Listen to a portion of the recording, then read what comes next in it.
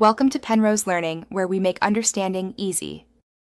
In this video, I will show you how to cook Humbang Baboy Bisaya. Gather 2 pounds of fresh pork belly, cut into 2-inch cubes. Prepare 1/2 cup of soy sauce, 1/4 cup of cane vinegar, and 6 cloves of minced garlic.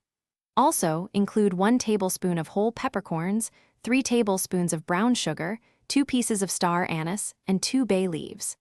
Ensure you have 2 cups of water for braising this flavorful dish properly.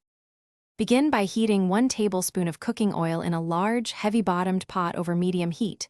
Once hot, add your 6 cloves of minced garlic. Sauté the garlic for about 1 minute until fragrant and lightly golden. Next, add the 2 pounds of pork belly to the pot. Brown the pork on all sides for about 5 to 7 minutes, creating a nice crust. This step effectively seals in the pork's natural juices and flavor. After browning the pork, carefully pour in the 1/2 cup of soy sauce and 1/4 cup of cane vinegar. Stir everything gently, ensuring the liquids coat the pork. Now, add the 1 tablespoon of whole peppercorns, 2 pieces of star anise, and 2 bay leaves, essential for that distinct humba flavor.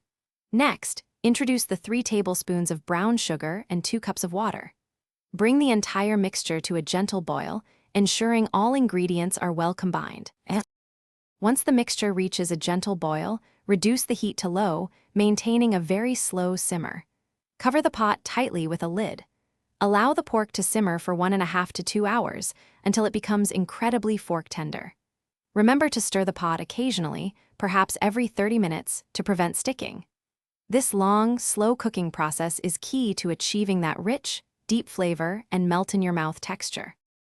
Thanks for watching. If this was helpful, leave a like and consider subscribing. See you next time.